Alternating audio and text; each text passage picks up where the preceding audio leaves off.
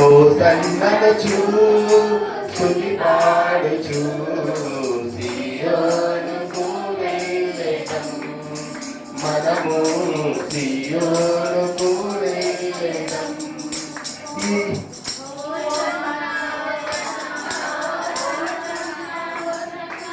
Hosanna హోసన్నా హోసన్నా హోసన్నా హోసన్నా హోసన్నా హోసన్నా హోసన్నా హోసన్నా హోసన్నా హోసన్నా హోసన్ననుచు స్తుతి పాడుచు సియోనుకు వెళ్ళెదం మనము సియోనుకు వెళ్ళెదం. ఈ లోకయాత్రలో భాగస్వామ్యం, ఈ జీవన కడలిలో పరదేశులం. ఈ లోకయాత్రలో భాగస్వామ్యం, ఈ జీవన కడలిలో పరదేశులం. క్షణబంధురం జయ జీవితం అక్షయనగరం మనకు శాశ్వతం. క్షణబంధురం జయ జీవితం అక్షయనగరం మనకు శాశ్వతం. హోసన్నా హోసన్నా హోసన్నా హోసన్నా హోసన్నా హోసన్నా హోసన్నా హోసన్నా హోసన్నా హోసన్నా హోసన్నా హోసన్నా హోసన్నా హోసన్నా హోసన్నా హోసన్ననుచు స్తుతి పాడుచు సియోనుకు వెళ్ళెదం మనము సియోనుకు వెళ్ళెదం. దేవునికి స్తోత్రం. చూడండి, ఇక్కడ మనము చెప్పబడిన మరి చదవబడిన వాక్య భాగాన్ని బట్టి యేసుక్రీస్తు ప్రభులు వారు ఈ రోజున ఈ దినములకు పేరు ఏమిటంటే అమ్మా జయదినం. ఏ దినము? జయము. దేని మీద జయం సంపాదించాడు ఆయన? దేనికి అడుగు పెట్టాడు? చూడండి, నిజంగా మనం చెప్పాలంటే ఆనాడు యేసు ప్రభు యొక్క చివరి ప్రయాణం అని చెప్పొచ్చు. ఏ ప్రయాణం అట? 30 సంవత్సరాలు మా తండ్రి దగ్గర ఉన్నాడు. తండ్రి యొక్క చిత్తాన్ని అంటే ఎవరి దగ్గర ఏ యొక్క గర్భాన్ని అయితే పంచుకొని పుట్టాడో వారి ధర్మాన్ని కొనసాగిస్తూ 30 సంవత్సరాలు ఉన్న ప్రభు 3.5 సంవత్సరాలు తన తండ్రి ఏ యొక్క పని చేయమని జరిగించమని తనకు ఆజ్ఞాపించి లోకానికి పంపించాడో దానిని కొనసాగించడానికి 3.5 సంవత్సరాలు యాత్రలు చేశాడు. నిజంగా ఏనాడు ఆయన ఒక చోటు నుండి సువార్త ప్రకటించలేదు. ఆయన 3.5 సంవత్సరాలు కూడా ఈ భూమి అంతంతటా ఆ ప్రాంతాలన్నీ తిరుగుతూనే ఉన్నాడు. బెత్లెహేము అవునే, యెరూషలేము అవునే, ఇంకోటి ఎరుకో, ఇలాగ అన్ని పట్టణాలు కూడా తిరిగాడు. కానీ ఒక విషయం, యేసు ప్రభు పుట్టిన స్థలంలో యేసు ప్రభుకి విలువ లేదు. ఎందుకు అంటారంటే ఆనాడు వారు ఏమనుకున్నారంటే మెస్సీయ ఈ లోకానికి వస్తాడు, ఆయన మనతో ఉంటాడు, మన పాపాలను తొలగిస్తాడు, మన దాక్ష్య సంఖ్యలు తెంచి మనల్ని మరలా స్వతంత్రులుగా చేస్తాడని ఒక ఆశ కలిగి అందరూ ఉన్నారు. కానీ యేసు ప్రభు ఈ లోకానికి వచ్చినప్పుడు ఆయన ఎవరు నమ్మలేదు. ఆనాడు సొంత చెల్లెలే ఆయన్ని చేదరించుకున్నట్లు మనం చూస్తూ ఉంటాం. అటువంటి సందర్భాల్లో ఆయన ఎక్కడైతే అవమానించబడ్డాడో, ఎక్కడైతే నిందించబడ్డాడో, ఎక్కడ ఈయన కాదు అన్నారో అదే ప్రాంతానికి 3.5 సంవత్సరాల తర్వాత మరలా తిరిగి వచ్చినప్పుడు ఏం చేస్తున్నారట? అమ్మా ఆయన చప్పట్లు కొట్టారు, పాటలు పాడారు, ఓసన్నా చేయమంటున్నారు. ప్రభు పేరట వచ్చేవాడికి జయము కలుగును గాక అని చెప్తూ అమ్మ ఖర్జూరపు మంటలు పట్టుకొని ఆయన ఊరేగిస్తూ తీసుకెళ్ళారు. ఇది అందుకే అక్కడ జయం సంపాదించడానికి. ఇప్పుడు యెరూషలేములోకి జయదినం అని ఎందుకు వచ్చిందంటే పాప భీతితో, పాపముతో, శాపముతో, వ్యాధులతో, బాధలతో బందీలై కొట్టిమిట్టాడుతున్న సమస్యలతో, ఆర్థిక ఇబ్బందులతో కొట్టిమిట్టాడుతున్న ఈ యొక్క ప్రజలను విడిపించడానికి దేవుడు వచ్చాడు. మరి ముఖ్యంగా మనం ఇక్కడ చెప్పవలసింది ఏంటంటే పాపాన్ని భరించడానికి ఈ లోకం వచ్చాడు, పాపాన్ని జయించడానికి వచ్చాడు, మరణపు ముళ్ళును విరవడానికి వచ్చాడు. దేవునికి స్తోత్రం. జయం సంపాదించడానికి వచ్చాడు కాబట్టి, తన శరీరాన్ని జయించడానికి వచ్చాడు కాబట్టి జయదినం. అది జయదినమైంది. 2 గ్రామాల మధ్య యేసు ప్రభు యొక్క చివరి ప్రయాణం అది. ఒలివ కొండ నుండి యెరూషలేము వరకు ప్రయాణం చేశాడు ఆయన. ఒలివ చెట్ల కొండ దగ్గర బెత్ఫగేకు వచ్చినప్పుడు యేసు తన శిష్యులను చూసి ఇలాగ మాట్లాడాడు అనమాట. వెళ్ళండి, అయితే మీరు ఎదుటి నా పట్టణానికి వెళ్ళండి. ఈ రెండు ఊర్లై, ఒకటి బెత్సైదా, 2 బెత్ఫగే అంటే 2 ఊర్ల మధ్యలో ఆయన ఉన్నాడు. అంటే 2 దగ్గర దగ్గర ఊర్లు, వాటి మధ్య ప్రయాణములు అంటున్నాడు. మీరు వెళ్ళి ఆ ఎదురుగా ఉన్న గ్రామంలో నుంచి ఏం చేయాలి? కట్టబడిన ఒక గాడిద, ఎప్పుడు ఎవరు దాని మీద ఎక్కలేదు, కూర్చోలేదు కాబట్టి అటువంటి గాడిదను తీసుకున్నారండి. పలానా చోటు ఉంటుంది, మీరు వెళ్ళండి, దాన్ని చెప్పండి. ఒకవేళ తన యజమానుడు ఎవరైనా మిమ్మల్ని అడిగితే ఇది ప్రభు కొరకు కావాలని చెప్పమని చెప్పాడు. దేవునికి స్తోత్రం. అంటే ఇప్పుడు కట్టబడిన గాడిదలు లేవంటారు అక్కడ. ఆ రోజు ఎక్కువ గాడిదలే కదా ఉపయోగించేవారు. దేనికి? ప్రయాణానికి, బరువులు మోయడానికి, అన్నిటికీ. చూడండి, ఒక పక్క గాడిద కాకి అపవిత్రమైనదే, గాడిద కూడా అపవిత్రమైనదే. కానీ గాడిదని ఎంచుకున్నాడు. ఎందుకంటే అపవిత్రమైన గాడిదని ఎంచుకొని దానికి విలువనిచ్చాడు. ఎప్పుడైనా గాడిదని ఇటువంటి ప్రాంతాల్లో తిప్పేవారు, ఎత్తైన ప్రదేశాల్లో, రాళ్లలో బరువెత్తి నడమనేవారు, నడిచేయడం. అటువంటి గాడిదకి అమ్మ ఈరోజు యేసు ప్రభు ఎక్కగానే ఏం చేస్తున్నారంట? ఇది వచ్చింది. ఇంకోటి, దారి పొరుగున బట్టలు పరిచారు. బట్టలు పరిచే ఆచారము ఈనాటిదని కాదు. బట్టలు ఎందుకు పరిచారంటే ఇందాక సైనికుడిగా ఒక అర్థం తెలియజేసి నేను ఒక మాట కూడా మీకు తెలియజేస్తాను. చూడండి, 2వ రాజుల గ్రంథంలో 9వ అధ్యాయము 13-14 వచనాలు. యేహూ అనే ఒక ఆయన ఉన్నాడు. ఆయన రాజుగా ప్రకటించినప్పుడు ప్రజలు చేసిన పని ఏంటి అంటే 9:13-14 వచనం. అంతటా వారు అతి వేగరమిగా తమ తమ వస్త్రములను పట్టుకొని మెట్ల మీద అతని క్రింద పరిచి, చూడండి, బాగా ఊదించి యేహూ రాజై ఉన్నాడని చాటించి నింసీకి పుట్టిన యెహోషాపాతు కుమారుడు. ఎవరటండి? నింసీకి పుట్టిన యెహోషాపాతు కుమారుడు యేహూ. యేహూ రాజయ్యాడని ఏం చేశారట? అతను నడుస్తుంటే, మెట్లు దిగుతుంటే వస్త్రాలు పరిచారు, బాకా ఊదారు. ఈ రోజు ప్రభువుని రాజుగా ప్రకటించారు. దేవునికి స్తోత్రం. అదే కదా, రాజుగా ప్రకటన చేశారు.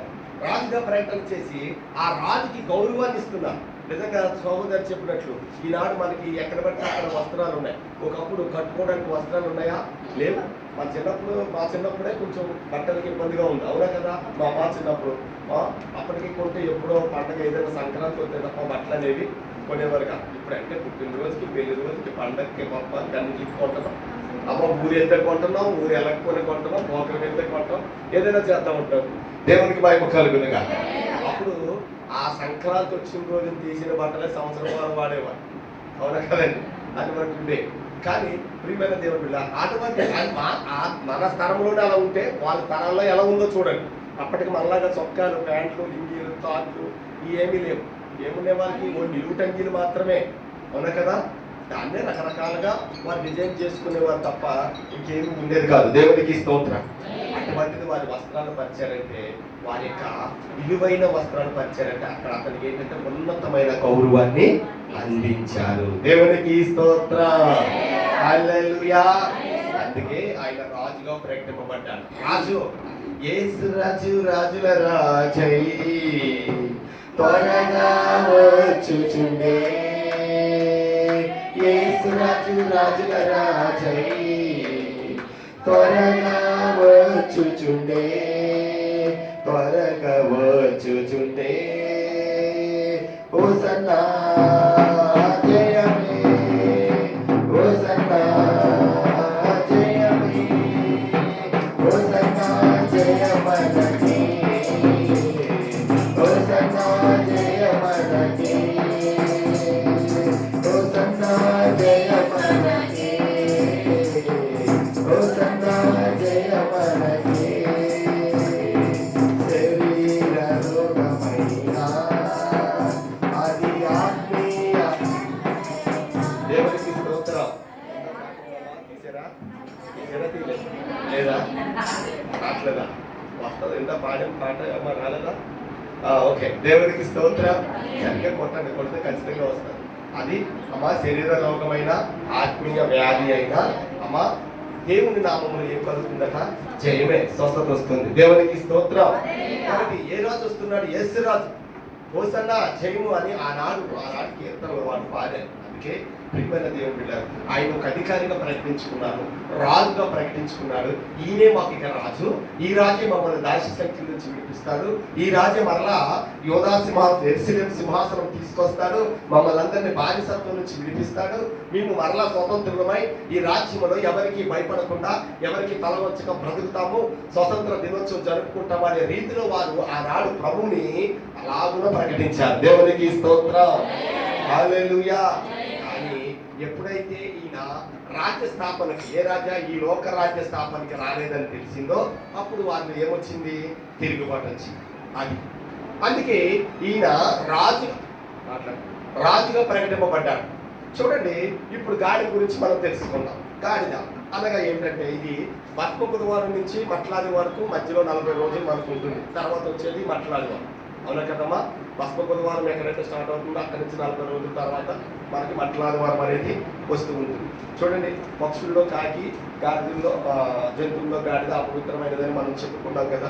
ఆ గాడిద ఎలా ఉందంటే మానవ జాతికి సాదృశ్యంగా కనబడుతుంది. ఎలా కనబడుతుందమ్మా? మానవ జాతికి అంటే మానవ హృదయానికి సాదృశ్యం కనబడుతుంది. చూడండి, గాడిద ఎక్కి వచ్చేటంట శాంతికి వచ్చినట్లంట, గుర్రం ఎక్కి వస్తే యుద్ధానికి వచ్చినట్లంట. ఏం చెప్పండి? గాడిద ఎక్కి వస్తే శాంతి స్థాపనకు వచ్చినట్లు, గుర్రం ఎక్కి వస్తే యుద్ధానికి వచ్చినట్లు, అవునా కదా? ఆనాడు గుర్రాలు బాగా ఉపయోగించే యుద్ధానికి నేను ఉపయోగించేవారు గుర్రాన్నే.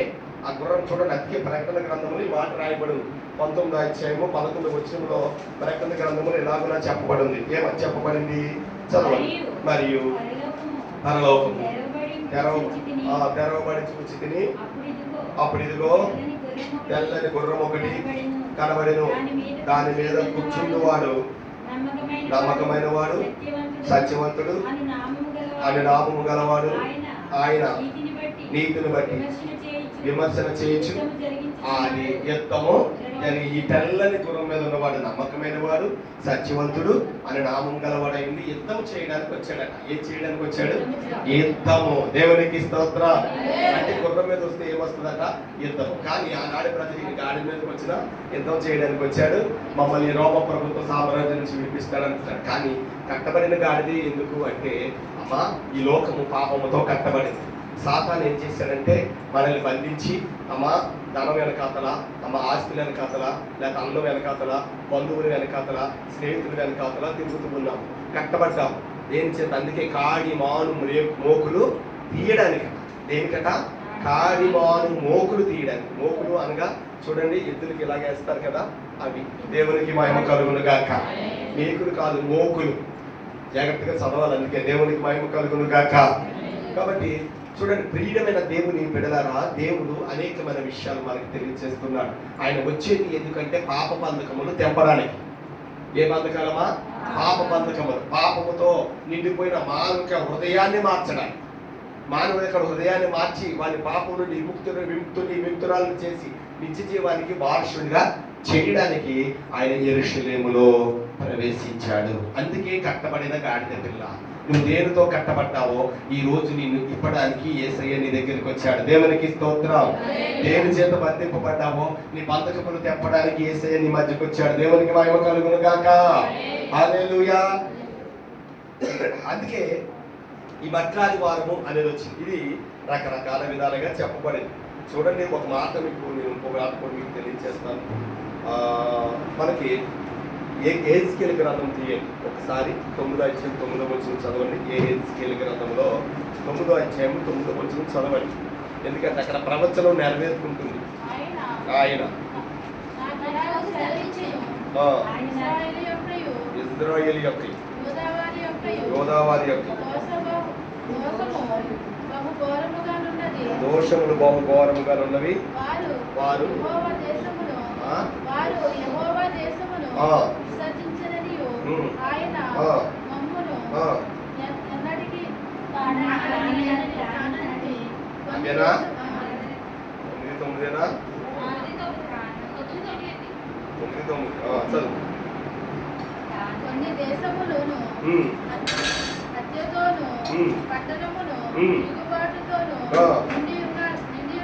నిండి ఉన్నారు. కాబట్టి కటాక్షించకయు కనికరము చూపకయు నేను వారి ప్రవర్తన ఫలమును దేవునికి స్తోత్రం. అనుభవింప వారి ఫలమున దేవునికి స్తోత్రం. చూడండి, ఒక రకంగా చెప్పాలంటే ఇక్కడ ప్రవచన నెరవేర్పు కూడా ఉంటుంది ఖచ్చితంగా. అంటే ఆయన రావడానికి ఆయన అనుకుంటే మట్లాది మాట్లాడు అక్కడికి రాలేదు. దేవుని యొక్క సన్నిధిలో అనేక మంది భక్తులు ప్రవచనాలు నెరవేర్పు వలన అక్కడికి రావడం జరిగింది. కానీ చూడండి ఏమని ఉంటుందంటే అక్కడ అల్పమైన దాన, ఇజ్రాయేలులో అల్పమైన దాన, నీ రాజు గాడిద భారవాహం ఎక్కి అమ్మా నీలో ప్రవేశించుచున్నాడు అనే మాట అక్కడ ఉంటుంది. రెఫరెన్స్ చూడండి జాగ్రత్తగా. ఆ యేసుకేలు గ్రంథంలో అది కనబడుతూ ఉంటుంది. దేవునికి మహిమ కలుగును గాక.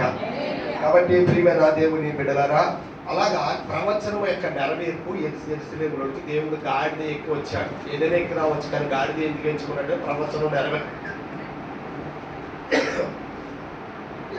ప్రవచనము నెరవేర్చబడి ఆ నెరవేర్చబడిన దాన్ని బట్టి ఆయన వచ్చాడు. అంటే ఈ గాడిదకు సాదృశ్యంగా ఒక మనుషుడు ఉన్నాడు, మానవ హృదయం ఉంది. ఈ మానవ హృదయంలో అనేకమైనవి ఉన్నాయి. అవన్నీ తీసివేసి అని నీతిమంతుడిగా చేయాలి. బంధకము, ఏ బంధకం అయితే వారిని చుట్టూ ఉందో, దేని చేత బంధింపబడ్డాడో ఆ బంధకము నుంచి మానవుడు విడిపింపబడాలని కట్టబడిన గాడిదను సాదృశ్యంగా మనకి చూపించాడు. ఇది ఎవరికి పండుగ అంటే చూడండి, కీర్తన గ్రంథం 18వ అధ్యాయం 26వ వచనం చదవండి ఒకసారి. చదవండి.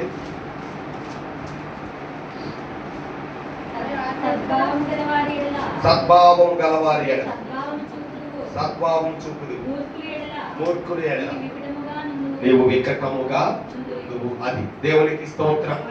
ఖచ్చితంగా మనము చాలా జాగ్రత్తగా ఉండాలి. సద్భావము అనేది మనలో ఉండాలి. అంటే మనల్ని ఏం చేయాలనుకుంటున్నాడు? నీతిమంతులుగా మార్చాలనుకుంటున్నాడు. ఇంకా చూడాలంటే ఇది మానవ హృదయం అంటే ఏంటి చూడండి. మానవ హృదయం ఎలా ఉంటుంది, దేవుని హృదయం ఎలా ఉంటుంది. దేవునికి స్తోత్రం. హల్లెలూయా. చెప్పండి ఒకసారి, దేవునికి స్తోత్రం. మానవ హృదయం ఎలా ఉంటుందని ఏ రోజును మనం చూసినట్లయితే, ఏ రోజు ఏం చేశాడో తెలుసా? తన భార్యను చంపేశాడు, తన కడుపు పుట్టిన పిల్లల్ని చంపేశాడు. వింటున్నారమ్మా? వింటున్నారా? ఎవరు? ఏ రోజు మహారాజు గారు అధికార కాంక్షతో తన భార్యను, తన కడుపును పుట్టిన పిల్లలను, తన తమ్ముడు చంపి ఆ తమ్ముడి యొక్క భార్యను తన దగ్గర పెట్టుకున్నాడు. అటువంటి వాడు ఏ రోజు రాజు అంటే మానవ హృదయం అలా ఉంటుంది. అంటే దేన్ని ప్రేమిస్తున్నాడు ఇక్కడ?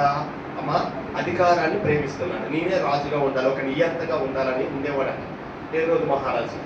అలాగే మనం చూసినట్లయితే అతడు చనిపోయినప్పుడు అనేక మంది ఆడాలని కొందరిని పట్టుకొని బంధించి, నేను ఎప్పుడైతే చచ్చిపోతానో అప్పుడు వీళ్ళందరినీ జైల్లో ఉన్న వాళ్ళందరినీ చంపేటన్నాడు. నిజంగా వాళ్ళందరూ చచ్చిపోతే ఎవరు ఏడుస్తారు? వారి భార్యలు, వారి పిల్లలు ఏడుస్తారే ఏడవరా? అంటే నేను చచ్చుకున్నప్పుడు ఎక్కువ మంది ఆడ. చూడండి, అంత క్రూరంగా ఉండేది మానవ హృదయం. ఈరోజు మనుషుల్లో కూడా అటువంటి క్రూరత్వం లేదంటారా? ఎంతమందిని మనము ఈరోజు క్రూరత్వం ఉండబట్టే డబ్బును ప్రేమించిన వాడు అచ్చిరి చేస్తున్నాడు, అమ్మ శరీరాన్ని ప్రేమించిన వాడు అచ్చిరి చేస్తున్నాడు. మనం ఎన్ని వినట్లేదు, ఎన్ని చూడట్లేదు. అమ్మ ప్రియుడు కొరకు ప్రియురాలు, ప్రేయస్ కొరకు ప్రియుడు. అమ్మ చూడండి, ఏదో టీవీ రిమోట్ లాక్కున్నాడని గొంతుకొని చంపేసిందట. దేవునికి స్తోత్రం. అందుకే మగవాళ్ళు అందరూ టీవీలు పెట్టడమే. దేవునికి మహిమ కలుగును. దేవునికి స్తోత్రం. ఏం చేయలేదు అమ్మా, టీవీ సీరియల్ మార్చడని గొంతుకొచ్చిందంట. చూడగలుగుతాం. కాబట్టి ఏం చేయాలి మనం? కాబట్టి ప్రియమైన అంటే ఇలాగ కొన్నిటికి కొంతమంది వ్యసనాలు అయ్యి, అమ్మ ఈరోజు చూడండి ప్రీపెయిడ్ గేమ్కి అలవాటైన బిడ్డల దగ్గర ఫోన్ లాక్కొని ఆయనకి పిచ్చొచ్చేది. ఏం చేస్తాడో? తల్లి అనడం, తండ్రి అనడం. అమ్మ చేతిలో ఏది ఉంటే అది కొడతాడు. దేవునికి మహిమ కలుగును కానీ. చూడండి, నేను ఒక వీడియో చూశాను. ఆడు గేమ్ ఆడుతూ ఉంటాడు. ఆ తల్లి ఏం చేస్తుందంటే ఆ సెల్ తీసుకొని కట్టేసి ఈవిడ టీవీ ఎత్తుకొని చూస్తూ ఉంటాడు. చక్కగా సెల్ తీసుకుంటే ఏమంటే వెళ్ళిపోతాడు. వెనక్కి వెళ్ళిపోయి బ్యాట్ తీసుకొని చేంజ్ చేస్తాడో తెలుసా? ఆ తల్లి యొక్క నెత్తి మీద కొడేస్తాడు. చూడండి, అలా ఉందన్నమాట పరిస్థితి. చిన్న చిన్న విషయాలకు కూడా ఈరోజు నిజమే మానవ హృదయం ఎలాంటిదంటే దేనికైతే రిలేటెడ్ దాని కొరకు ఏదైనా చేయడానికి సిద్ధపడిపోతుంది. హత్యలు, దోపిడీలు, మానభంగాలు, తల్లిని, తండ్రిని, తమ్ముడిని మోసం చేసేవారు. తల్లిదండ్రులు చూడండి, ఈ మధ్య వార్త ఉన్నారు. తండ్రిని చక్కగా రిజిస్టర్ ఆఫీస్ తీసుకొచ్చి శుభ్రంగా మంచి మాటలు చెప్పి అమ్మ ఆస్తి అంతా రాపించుకొని శుభ్రంగా ఇంటికి తాళాలు వేసుకొని తండ్రిని బయట పెట్టి వారు ఎక్కడైతే నివసిస్తారో అక్కడికి వెళ్ళిపోయారు పిల్లలు. ఇప్పుడు ఆ తండ్రి పరిస్థితి అంటే ఎలా ఉందో చూడండి, పరిస్థితి అలా ఉందన్నమాట. అందుకే ఏంటంటే ఈ మానవ హృదయాన్ని ఇన్ని రకాలుగా కుళ్ళిపోయినా, నలిగిపోతున్నా, అమ్మా చెడిపోతున్న ఈ బ్రతుకులను మార్చడానికి యేసయ్య యెరూషలేములోనికి ప్రవేశించాడు. హల్లెలూయా. దేవునికి స్తోత్రం. చూడండి, ఇది ఎవరి పండుగ అంటే మొదటిగా చిన్నపిల్లల పండుగ.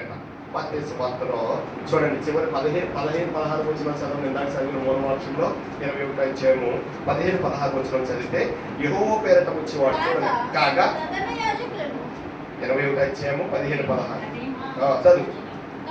కాగా ప్రధాన యాజకులు దావీదు కుమారునికి జయము చిన్న పిల్లలు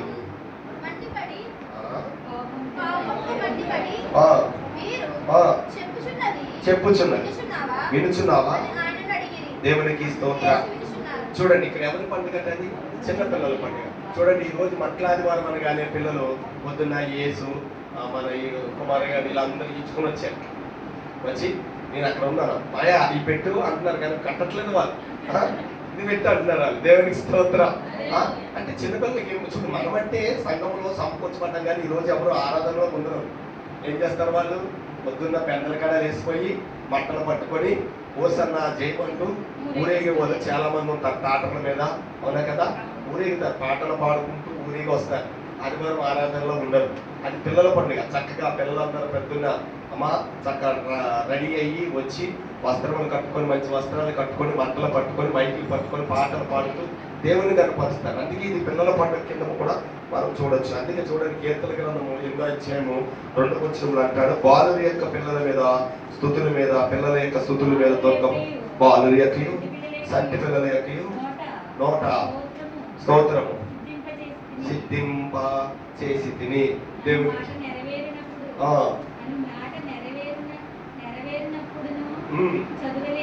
దేవునికి స్తోత్రం. కాబట్టి చూడండి, ఇక్కడ చిన్న పిల్లల యొక్క స్థుతులను కూడా దుర్గముగా మార్చగలిగాడు. అందుకే ఇది చిన్నపిల్లల పండుగ అని కూడా అంటారు. పిల్లలకు ఆనందము. ఏ రోజు దేవుని నమ్మిన వారికి ఏంటంటే వారికి ఏ పండుగలు ఉండవు, ఒకటే పండుగ, యేసయ్యే పండుగ. యేసయ్య జీవితంలో జరిగిన సంఘటనలే పండుగ వాళ్ళకి. అవునా కదా? ఆదివారం ఒక పండుగ అయితే సండే స్కూల్ పండుగ, లేకపోతే వారికి ఈస్టర్ పండుగ, గుడ్ ఫ్రైడే అమ్మ. అలాగే మనం గుడ్ ఫ్రైడే రోజున అది ఉండదు కానీ అమ్మ మట్లాది వారి నాడు ఇంకా ఆనందిస్తారు వాళ్ళు. చూడండి, క్రిస్మస్ రోజున మనం అందరం తిరుగుదామండి, ఈదిల్లో తిరుగుదామని వారు. ఒకప్పుడు చక్కగా వెళ్ళే వాళ్ళని, ఇప్పుడు వెళ్ళలేకపోతున్నాం అనుకోండి. దేవునికి మహిమ కలిగింది కాదు. దేవునికి స్తోత్రం. ఉదయకాలమే లేచి అమ్మ డబ్బు వచ్చినా రాపోయినా కొట్టుకుంటూ అమ్మ పాటలు పాడుచు అమ్మ క్రిస్మస్ గ్రీటింగ్ తెలియజేస్తూ వెళ్ళేవారు. దేవునికి స్తోత్రం.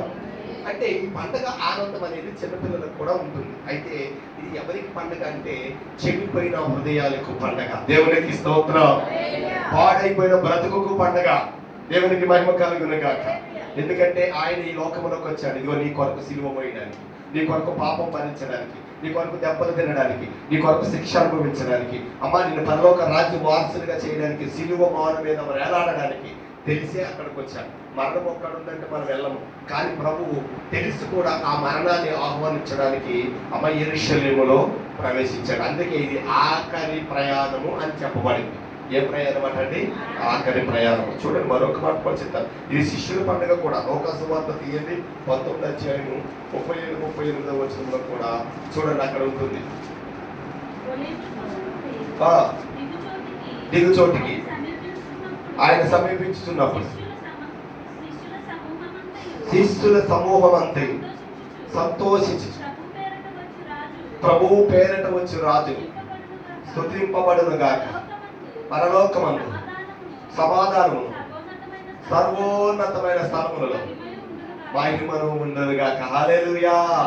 దేవునికి స్తోత్రం. అవునా కదా? ఏమంటున్నారు చూడండి, అమ్మా ప్రభువు పేరట వచ్చి వాడికి అమ్మా ఎంత చక్కని మాటలో ప్రభు పేరట వచ్చి రాజు స్తుతింపబడును గాక, సర్వోన్నతమైన స్థలములలో మహిమ కలుగుతుంది అంటున్నారు. అంటే ఇప్పుడు శిష్యులు ఏం చేస్తున్నారు? మొదటిగా దేవుణ్ణి పొగుడుతున్నారు, స్తుతిస్తున్నారు. అందుకే ఈరోజు మనం దేవుని సన్నిధిలో మౌనంగా ఉండటం కాదు, ఏం చేయాలి? దేవుణ్ణి ఆరాధించాలి, స్తుతించాలి. ఎక్కువగా స్తుతి అనేది మన నోటిలో ఉండాలి. దేవునికి స్తోత్రం అని చెప్తూ ఉండాలి. అమ్మా దేవునికి మహిమ కలుగును గాక అని మాటలు ఉండాలి. ఎక్కడికి వెళ్ళినా మనము పాట పాడతాం.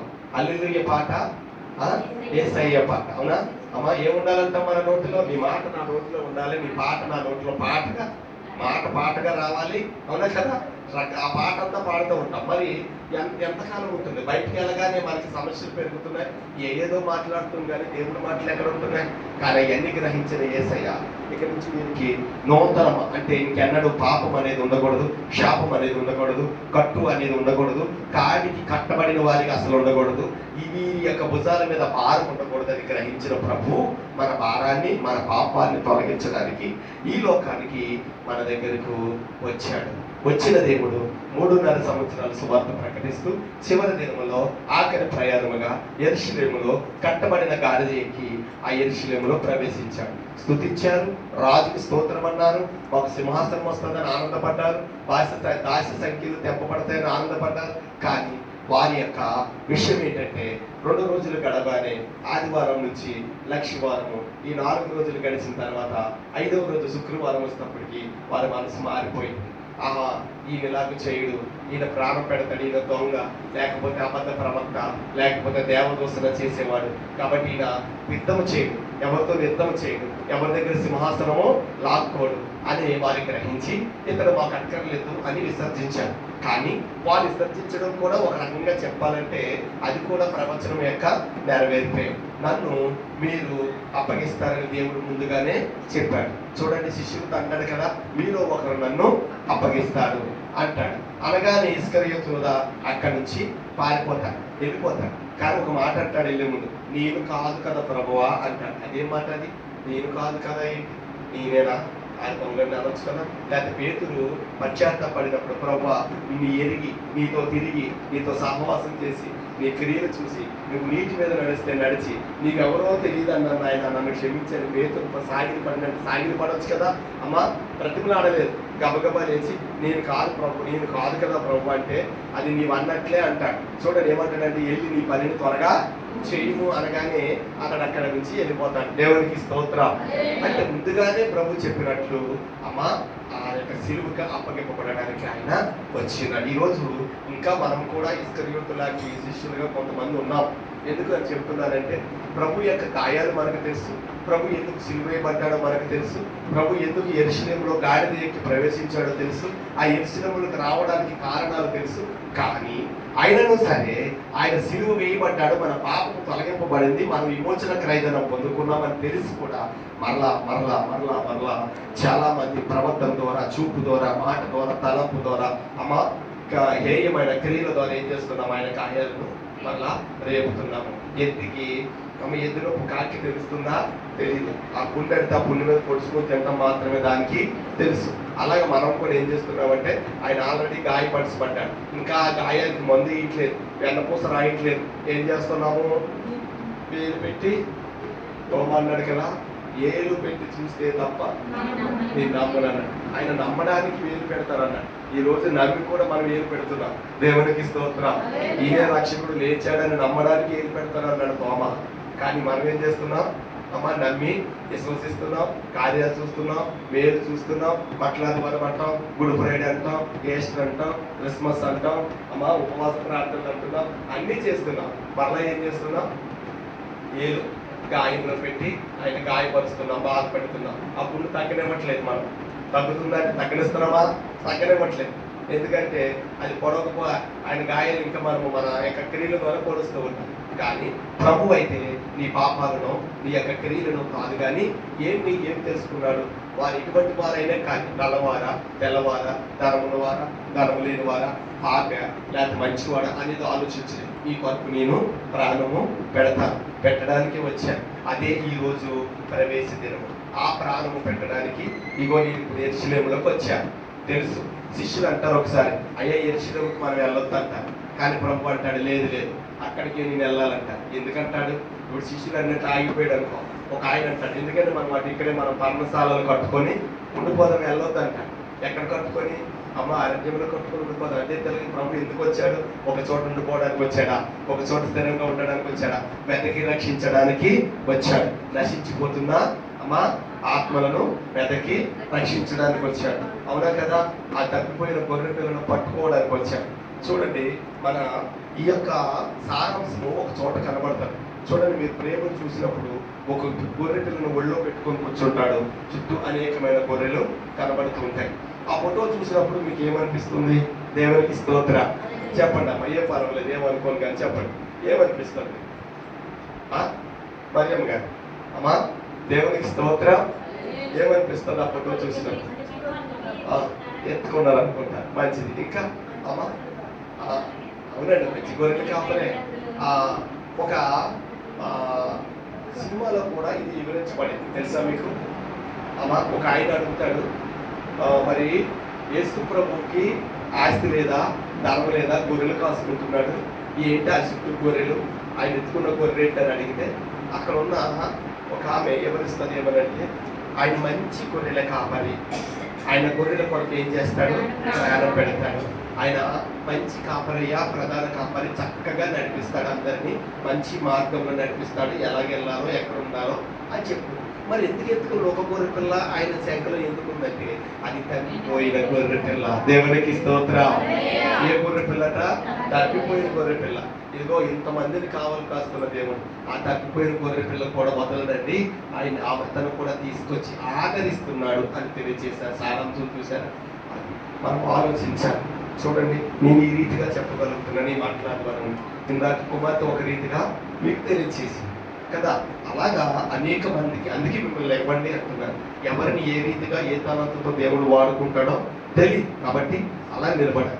ఈరోజు ఈ మట్లాది వారం ప్రాముఖ్యత ఏంటంటే, పాప బంధకముతో కట్టబడుతున్న మనల్ని విడిపించడానికి ఈ లోకానికి ఆయన వచ్చి ఉన్నాడు. దేవునికి స్తోత్రం. గుడ్ ఫ్రైడే వరకు కూడా యెరూషలేములో సువార్త ప్రకటించాడు, అవునా? ఒక్క రోజు మాత్రం పస్కా పండుగ ఆచరించాడు. ఏ రోజు అది అమ్మా? ఏ రోజు అంటే లక్షవారము.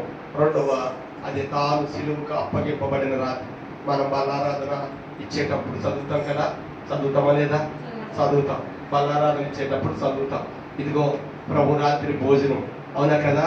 ఆయన అప్పగింపబడిన రాత్రి ఒక రొట్టెను పట్టుకొని కృతజ్ఞతాస్తుతులు చెల్లించి ఇచ్చి తన శిష్యులకి ఇస్తూ చెప్తున్న మాట ఏంటంటే, ఇది మీ కొరకు నల్లగొట్టబడిన నా శరీరము, దీనిని భుజించినప్పుడు ఏం చేయాలట? దేవునికి స్తోత్రం అని చెప్తారు. ఆ రోజు ఆ పస్కా పండుగ ఆచరించారు. ఆ పస్కా పండుగ కూడా ఒక కారణం ఉంది. ఎందుకు అంటే విమోచన పండుగ. ఒక రకంగా చెప్పాలంటే దేవునికి స్తోత్రం. ఏ పండుగ అది? విమోచన. విమోచన రాబోతుంది, శుక్రవారం విమోచన వస్తుంది మనకి. అంటే ఈ రోజు అనుకుంటున్నారు మీరు అనొచ్చు, శుక్రవారం దాకా మనకు విమోచన లేదండి. ఇప్పుడు అయిపోయింది ఆ విమోచన దినం.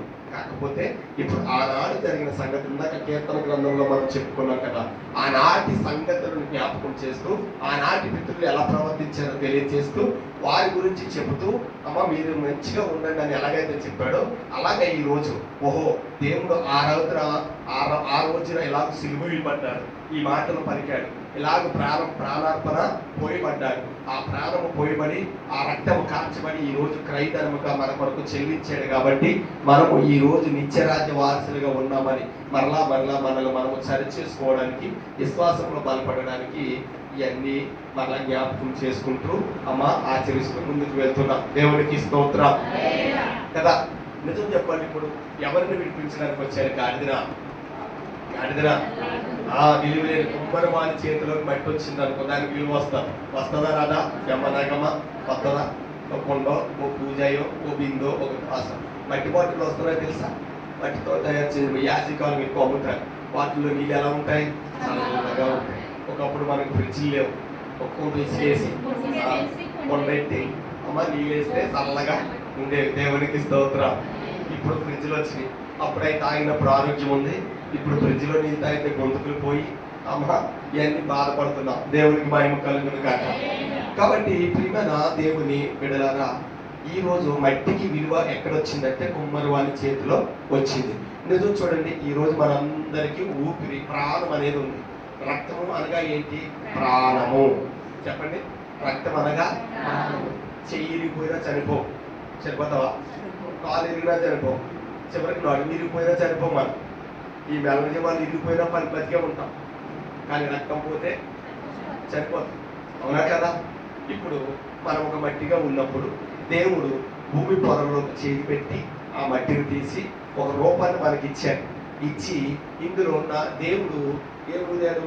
జీవాయువుని ఊదాడు. ఓదడం వల్ల మనకి ఏమొచ్చిందంటే విలువ వచ్చింది. అవునా కదా? ప్రాణం వచ్చింది, మాట్లాడుతున్నాము, చూస్తున్నాము, వింటున్నాము, వాసన చూస్తున్నాము, పరిగెడుతున్నాము, నిలుస్తుంటున్నాము, పని చేసుకుంటున్నాము. ఇవన్నీ చేయడానికి గల కారణము జీవవాయువు. దేవునికి స్తోత్రం. అంటే అది వస్తేనే మనకి విలువ వచ్చింది. అంటే మట్టి ఎవరి చేతిలోకి వచ్చింది? యేసయ్య చేతిలోకి వచ్చింది. ఆ యేసయ్య చేతిలోకి వచ్చాక విలువ వచ్చింది. గాడిద విలువ ఎప్పుడు వచ్చింది? యేసయ్య దాని మీద కూర్చున్నప్పుడు దానికి విలువ వచ్చింది. ఎప్పుడు రాళ్లలో రప్పల్లో నడిచే గాడిద పట్టల మీద నడుతుంది. ఇప్పుడు ఎప్పుడు దూషించి కొట్టే వారందరూ అమ్మా గాడిద మీద ఆయన ఊరేగిస్తా, గాడిద చుట్టూ ఆయన చుట్టూ ఆ పక్క ఈ పక్క జనాలు నిలబడి హోసన్నా జయము, హోసన్నా జయము, నమ ప్రభు పేరట వచ్చిన వారు స్తుతింపబడునుగా కానీ కేకలు వేస్తున్నారు. ఎంత విలువ వచ్చింది దానికి? ఆ గాడిద ఎంత ఆనందపడి ఉంటుంది, ఆ ఎంత సంతోషం. నా మీద వేసే ఎక్కాడు, నాకు విలువ వచ్చింది. చూడండి, దేవుడు ఎంత గొప్పవాడు. కాకపోతే గాడిదకు స్వరం ఇచ్చాడు. చెడలేదా? ఇచ్చాడండి. ఎక్కడిచ్చాడు? బిలాము ప్రవక్తతో వెళ్ళేటప్పుడు ఆ గాడిదకి స్వరం ఇచ్చాడు. అంటే చూడండి, అంటే దేవుడికి అసాధ్యం అంటే ఏది లేదు. సమస్తములు సాధ్యము చేయగలరు. ఆ గాడిద ఆ రోజు ఆనందించి ఈ రోజు మనుషుడు ఆనందిస్తున్నాడు. ఎందుకో తెలుసా? నిజంగా నేను పరలోక రాజ్యం వెళ్తాను, నా రాజుతో నేను ఉంటాను, నా యేసయ్యతో నేను ఉంటాను, నా యేసయ్య నిత్య రాజ్యంలోనికి నన్ను తీసుకెళ్ళబోతున్నాడు, నా రాజు రాబోతున్నాడు. అవునా? నా రాజు వస్తున్నాడు, నా రాజు నన్ను తీసుకెళ్తాడు. నా దేవుడు ఆయన యొక్క గొప్ప పరలోక పట్టణంలో నన్ను బంగారపు వీధుల్లో వజ్రాలతో రత్నాలతో పొడకబడిన తలుపుల మధ్యలో నన్ను తీసుకెళ్లి ఆ వీధుల్లో నన్ను ఉంచి విస్తారముగా నాకు దీవెనివ్వబోతున్నాడు. మహిమ దేహము ధరించబోతున్నామని విశ్వాసంలో ఈ రోజు విశ్వాసులు అందరూ ఏం చేస్తున్నారు? నమ్మిన వారు, రక్షింపబడిన వారు, ఆయన రక్తంలో కడగబడిన వారు ఆనందిస్తున్నారు. ఆ ఆనందాన్ని ఈ ప్రవేశ దినమున మనకి దేవుడు కలుగజేశాడు. హల్లెలూయా. అందుకే ఈ ఆఖరి వారము శ్రేష్టమైన వారము. ఈ వారము చాలా జాగ్రత్తగా మనము పాటిస్తే మంచి మంచి మాటలు మీకు తెలియజేస్తాం. ఎందుకు అంటే ఈ వారం చాలా పవిత్రమైనదంటే ఈ 6 దినాలు కూడా దేవుడు ఒక్కొక్క రోజు ఒక ప్రత్యేకమైన స్థానం కలుగజేశాడు. పట్లాలో చూడండి, ఇందాక తల్లి చెప్పిన కుమార్తె చెప్పింది, ఏ నోరు స్థుతించిందో ఆ నోరు సిలువ వేయమని కేకలు వేశారు. ఆ కేకలే తెలిసినే చెప్తారు. అది ప్రవచనం నెరవేరు. నిజంగా ఇస్కరియోతును మనం పెడతాం, ఆయన అమ్మాడు, అది ప్రవచనం నెరవేరు. చూడండి, ఆ కాకపోతే అతను పశ్చాత్తాపడలేదు కానీ పాపిగా చనిపోయాడు అంతే. దేవునికి మహిమ కలుగును కాక. ఇంకా మనం చూసినట్లయితే పేతురు గారు, యోహాను గారు, ఆంద్రేయ గారు చెప్పినట్లు పర్ణశాలలు వేసుకుని యేసుప్రభు ఉండిపోయాడు అనుకో, మనకి విమోచన వస్తుందా? రాదు. యెరూషలేముకి వెళ్ళొద్దు అన్నారు కానీ ఎందుకులే ప్రాణం అక్కడ పోతున్నా, శ్రమలు నేను పడగానే యేసయ్య ఆగిపోయాడు అనుకో, ఈ రోజు విమోచన వస్తుందా? ఈ మట్లాది వారు ఉంటుందా? ఉండదు. ఈ రోజు ప్రపంచమంతా దేవుడిని స్తుతిస్తారా? స్తుతించరు. అందుకే ఆయన ప్రవచనము నెరవేర్చడానికి సమస్తమును చేసుకుంటూ వచ్చాడు. హల్లెలూయా. ఈరోజు మనలను, మన హృదయాలను బాగు చేయడానికి యేసయ్య యెరూషలేములో ప్రవేశించి జయదినము శరీర కార్యాల మీద, అక్కడ ఉన్న జనుల మీద, అధికారుల మీద, తన మరణం మీద, శరీరం మీద కూడా జయాన్ని సంపాదించుకున్నాడు యేసయ్య. ఈ రోజు నీవు నేను కూడా మన శరీరాన్ని జయించాలి. శరీరం జయించడం అంటే సామాన్యమైన విషయం కాదు. ఆ 2 ఆజ్ఞలే కాదండి, ఏమున్నాయి మీరు పాటించగలం అనుకుంటా. పాటించండి. చేయగలరా? చెప్పు. అందులో ఒక ఆజ్ఞ చెప్పు. నిన్ను వలే నీ పొరుగు వారిని, నీ హృదయపూర్వకంగా దేవుడు తేలికే, అది కూడా చేయలేకపోతున్నావు. నీ పూర్ణ ఉద్యమతో, పూర్ణాత్మతో నీ దేవుడైన యెహోవాను ఏం చేయాలి? స్తుతించాలి. ఎన్నిసార్లు స్తుతిస్తున్నావు? పూర్ణాత్మతో, పూర్ణ మనసుతో. వచ్చిన కాంచి తను ఒక్కాడా, మనసు ఒక్కాడా? మనం ఎక్కడ ఉంటున్నావు, ఆలోచనలు ఎక్కడ ఉంటున్నాయి. ఈ లోక పైవాడు వచ్చి కింద బతిమాలేస్తా ఉంటాడు. అది అప్ప పైకి లేకుంటే కింద కడిపోతాం. అవునా కదా? దేవునికి స్తోత్రం. అంటే చూడండి, మనస్ఫూర్తిగా ఆరాధన చేయడానికి ఎందుకు వచ్చామంటే మనస్ఫూర్తిగా ఆరాధించాలి. దేవుని సమయాన్ని హెచ్చిస్తున్నాం, ధనాన్ని హెచ్చిస్తున్నాం. హెచ్చించిన మనం ఏం చేయాలి? దేవుని యొక్క మన మనస్సును దేవుని యందు ఉంచి ఆరాధన చేయాలి. ఇష్టపూర్వకమైన ఆరాధన చేయాలి. ఆ శక్తితో స్వరమెత్తాలి గట్టిగా. వాళ్ళు పాడితే నేను పాడతాను, వాళ్ళు కొడితే నేను కొడతాను, వాళ్ళు లేకితే నేను లేపుతాను, వాళ్ళు చెప్తే నేను చెప్తాను కాదు. దేవుడు నీకు ఏది అనిపిస్తుంది చేయి. నువ్వు ఏది చేయాలనుకుంటున్నావు అది చేయి. ఈ రోజు మరలా రాకపోవచ్చు, ఈ దినం మరలా నీ జీవితంలో కలకపోవచ్చు, ఈ దినంలో వచ్చిన అవకాశం మరలా నీకు రాకపోవచ్చు. అంటే చూద్దాం, దేవునికి మహిమ కలుగును కాక. అందుకే ఈ రోజును బట్టి మనం ఆనందిద్దాం. ప్రభు మన కొరకు వచ్చాడు, మనల్ని బ్రతికించడానికి, మనల్ని విడిపించడానికి, విలువ లేని మనలకు విలువ ఇవ్వడానికి ఆయన ఈ లోకానికి వచ్చి మనల్ని రక్షించుకున్నాడు. నీ బ్రతుకుని విలువగా మార్చాడు. ఒకప్పుడు పనికిరాని వారిగా ఉన్నావు, ఈ రోజు నేను ఇక్కడ నిలబడ్డా. ఇక్కడ ఉన్న వారందరిలో చాలా మందికి నేను చిన్నోడినే, అవునా కదా? మీ కళ్ళ ఎదుట పుట్టి మీ కళ్ళ ఎదుట పెరిగి అమ్మ మీతో కలిసి పనిచేసి చేసిన వాళ్ళు. అయితే ఈరోజు నేను ఇక్కడ నిలబడిన దాన్ని బట్టి నాకంటూ ఒక గౌరవం అంటూ వచ్చింది. ఏమని? అమ్మ పాస్టర్ గారు అని, అయ్యగారు అని, అవునా కదా? ఎన్నాళ్ళలాగా ఒరే అబ్బాయి ఏనా అబ్బాయి అని ఎందుకు కేకేళ్ళిపోతున్నారు? అవునా? ఎందుకు వచ్చి ఒకప్పుడు ఇలువ లేదు. ఇలువ అంటే మీరు మీ పిలుపు గురించి నేను మాట్లాడట్లేదు, కానీ అమ్మ ఒకప్పుడు ఎవరికి మనం గుర్తింపులేము, కానీ ఈరోజు దేవుడు మనల్ని ఒక గుర్తింపుగా ఇచ్చాడు. ఈరోజు నీకు విలువ ఇచ్చాడు. నశించిపోతావనే భయం నుంచి, పాడైపోతావేమో భయం నుంచి, నరకంలో పడిపోతానేమో భయం నుంచి నేను తప్పించి నీకంటూ ఒక నిరీక్షణ ఇచ్చి, నీకంటూ ఒక విలువనిచ్చి, తన ఉన్నతమైన యవన రక్తాన్ని భూమి మీద కాచి ఆఖరి రక్తపు పుట్టు వరకు ఒక్క చుక్క కూడా ఆయన కొరకు మిగిల్చుకోకుండా చివరి రక్తపు పుట్టు వరకు నీ కొరకు కాచి నిన్ను విమోచించి విమోచన క్రయధనము నీ కొరకు చెల్లించి రాజులైన యాత్రిక సమూహముగా నిన్ను చేసుకున్నాడు. దేవునికి స్తోత్రం. ఇప్పుడు మనం పాపము కాదు, నీతిమంతులము, పరిశుద్ధులము, దేవుని వారసులము, దేవుని బిడ్డలము. ఆ యొక్క మాటలు రావడానికి అందుకే నిన్ను అంటారు దేవుని బిడ్డ అని పిలుస్తారు, సంబోధిస్తారు. వీళ్ళు దేవుని బిడ్డలండి, మీరు చర్చికి వెళ్తారండి, ఎక్కడి నుంచి వచ్చింది నీకు విలువ, అవునా కదా? దేవునికి స్తోత్రం. ఒకప్పుడు ఒక జత ఉంటే చాలు అనుకున్న మనకి అమ్మ రోజుకో జత కట్టుకోవడానికి అవకాశం ఇచ్చాడు. ఒక పూట ఉంటే చాలు అనడానికి అమ్మ 3 పూటలు తినడానికి భాగ్యం ఇచ్చాడు. కానీ ఏమీ లేనప్పుడు 3 పూట్ల అన్నీ తిన్నాము, అన్నీ ఉన్నప్పుడు 3 పూట్ల అన్నం తిట్టక లేకుండా పోతుంది. దేవునికి స్తోత్రం కదా? అవునా? అప్పుడు లేనప్పుడు పొద్దున్న ఏం చేద్దాం, మధ్యాహ్నం భోజనం, సాయంత్రం భోజనం చేసాం. ఇప్పుడు చేయండి, చేయగలమా? అరగట్లేదు, ఆవేశాలు వస్తున్నాయి, గ్యాస్ నొప్పులు వస్తున్నాయి. అందుకే ఇంత అయినా సరే మనల్ని సజీవుడిగా ఉంచడానికి గల కారణం ఏంటో తెలుసా? నిన్ను తన సాధనంగా వాడుకోవడానికి నేను ఎక్కువగా ప్రేమించాను. అందుకే ఈరోజు విమోచన దినము అని చెప్పొచ్చు ఆ రోజు. ఎందుకంటే ఒకటి జయదినం, ఆయన జయం చేయడానికి వచ్చాడు. 2 విమోచన దినము, కట్టబడిన నిన్ను విప్పడానికి వచ్చాడు. ఇదిగో మరొకటి, నీకు విలువ ఇవ్వడానికి వచ్చాడు. చిన్నపిల్లలు సంతోషించారు, శిష్యులు సంతోషించారు, పెద్దలు సంతోషించారు, అమ్మ అందరూ సంతోషించారు. చివరిగా ఒక మాట చెప్పి ముగిస్తాను. చూడండి ప్రియమైన దేవుని బిడ్డల, సమయం అవుతుంది, మనం ముందుకు వెళ్ళిపోతాం. చూడండి ఒక్క మాట, స్వస్థత పండుగ కూడా ఇది. చూడండి 14వ వచనంలో అంటారు కదా, గుడ్డివారు, అమ్మ చదవండి ఆ మాట, గుడ్డివారు ఆయన యొద్దకు రాగా వారిని స్వస్థపరచు. గుడ్డివారును దేవాలయంలో ఆయన యొద్దకు రాగా ఆయన వారిని స్వస్థపరిచి. యెరూషలేములోకి వచ్చి మొదటిగా ఆయన వచ్చినప్పుడు రాజుగా కీర్తించబడ్డాడు. రెండోది కట్టబడిన గాడిద నిప్పాడు, అంటే కట్టబడిన దాన్ని బంధింపబడి నిప్పాడు. ఇప్పుడు స్వస్థతలు ఇస్తున్నాడు, అవునా కదా? స్వస్థత పండుగ. నిజంగా అక్కడ ఉన్న దేవాలయంలో ఉన్న వారందరికీ స్వస్థత. ఈరోజు బలహీనులైన మనకి స్వస్థత, రోగాలతో ఉన్న వారికి మనకి స్వస్థత. తిరిగి వేసానికి పోయి అమ్మ ఏం చేయాలో తెలియని పరిస్థితుల్లో దేవుడు మరలా తన రక్తము చేత కడిగి పవిత్రపరిచి నిన్ను స్వస్థపరిచి ఆరోగ్యవంతురాలుగా చేశాడు. ఇంకా మనము అది ఇవ్వలేదు ఇది ఇవ్వలేదు అన్నది. ఆరోగ్యమే మహాభాగ్యం. ఈరోజు ఏంటండి? ఆరోగ్యమే మహాభాగ్యం. అదే మనకి ధన్యత. అలాగే మనం ఉండాలి. అమ్మ ఈరోజు పని చేసుకుంటే 3 పూట్ల అన్నం తిన్నవాడు అదృష్టవంతుడు, తిని అమ్మ జీర్ణం చేసుకున్నవాడే అదృష్టవంతుడు, వాడే కోటీశ్వరుడు. దేవునికి స్తోత్రం. కాబట్టి సిద్ధపడండి, ప్రార్థన చేసుకోండి, దేవుని వైపు చూడండి. దేవుడు నీకు విలువిస్తాడు. నీ బంధకములు తెలిపాడు, నీ బంధకముల నుంచి విడిపించాడు. మరలా నీకు పరిపూర్ణమైన అంటే నిత్య రాజ్యాన్ని స్థాపించడానికి మరణాన్ని గెలిచి లేవబోతున్నాడు. శుక్రవారం మరణాన్ని మరణిస్తాడు. శుక్రవారం మరణిస్తాడు, ఆదివారం సమాధిని గెలిచి లేస్తాడు. అంటే మరణపు ముళ్ళను విరుస్తాడు. మరణమా నీ ముళ్ళు ఎక్కడా అంటాడు కదా యేసయ్య. అవునా కదా? మరణమా ముళ్ళు ఎక్కడా అంటాడు. అంటే ఈ రోజు మానవుడు అందరూ భయపడేది ఒక మరణానికే, దేనికి భయపడట్లేదు. కానీ ఇప్పుడు ఆ మరణానికి కూడా భయపడట్లేదు. ఉదయం అది ప్రమాదం అంటే వింటున్నాడా? వినట్లేదు. అక్కడికి వెళ్ళొద్దురా, చచ్చిపోతామంటే ఆగుతున్నాడా? అదే చేస్తాడా చేయడా?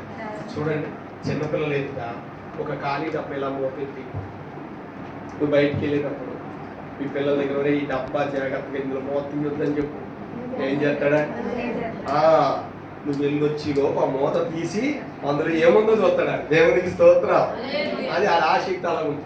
అందుకే ఏంటంటే మరణాన్ని ఎక్కువ ఏదైతే గుర్తుంటున్నారో దాన్నే ప్రేమిస్తున్నారో దాని వెనకాల అందుకే ఈ రోగాలు, ఈ రుగ్మతలు, ఈ బలహీనతలు ఇవన్నీ కలుగుతున్నాయి. కాబట్టి చాలా జాగ్రత్తగా ఉండండి, దేవుని వైపు చూడండి. దేవుడే అన్నిటికీ మూలాధారం. ఆయన వెంబడించు, ఆయన పాటించు, ఆయన వాక్యాన్ని ధ్యానించు, అది నెమరు వేసుకో, నీ బ్రతుకును బాగు చేస్తాను. అటు కృప దేవుడు మనందరికీ దయచేయగా. మోకరించి